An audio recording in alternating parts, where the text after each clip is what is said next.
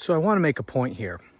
I'm listening to a podcast in which two people are talking about how to politically fight against Trump and MAGA, specifically with respect to this budget showdown. And both of these guys are well connected in politics. They know a lot of people in Congress. And both of them sort of agreed that the real divide among Democrats in Congress is between those people who think that what's happening in this country is fundamentally different from the way things normally are, to the point that this really is an existential threat to the future of the republic. Those people on one side, and on the other side, those people who recognize that this is bad, but don't think that this is an existential threat. That, look, it really sucks. This is really bad. It might get a lot worse, but we can survive this. We just got to get through the next few years and Trump will be gone and then everything will go back to normal. God damn it, there is a friggin' mosquito just pegging my ear.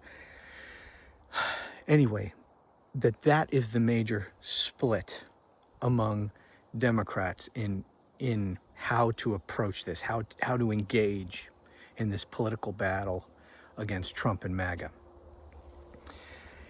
And I think I want to put a little finer point on it.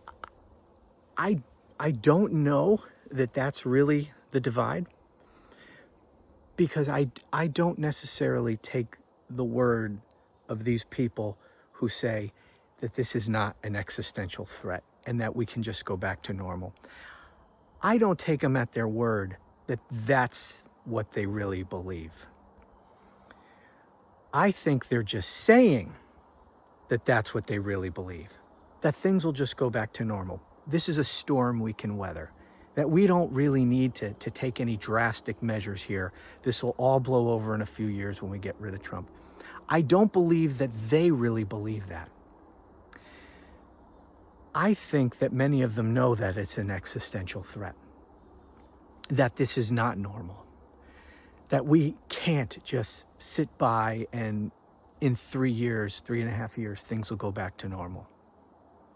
Because if they really believed, or if they admitted, that's the important part, if they publicly acknowledged, if they admitted that this is something much different, that things are not going to go back to normal, that this really is a make or break moment for this republic, if they admitted that, then they'd have to act.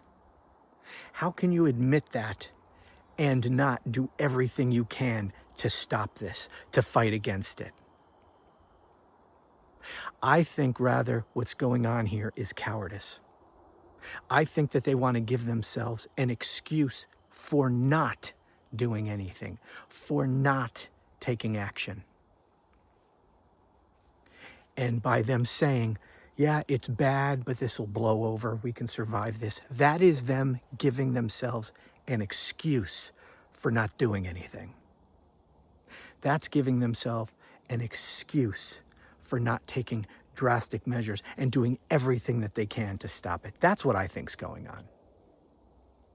I don't know for sure, but just knowing human nature, I think that that is a very likely explanation for what we are witnessing among Democrats in Congress. And so what it really boils down to, what the real divide among Democrats in Congress is, if I'm correct, the real divide is cowardice. Those people who want to stand up and fight, and those people who are too afraid to do so. That's what I think is the real dividing line. And unfortunately, the cowards are in control. You have Chuck Schumer as the Democrat leader in the Senate and Hakeem Jeffries as the Democratic leader. Excuse me, I always get angry comments when I say Democrat instead of Democratic. The Democratic leader in the House, both of them are cowards. They don't want to fight. And that's the problem.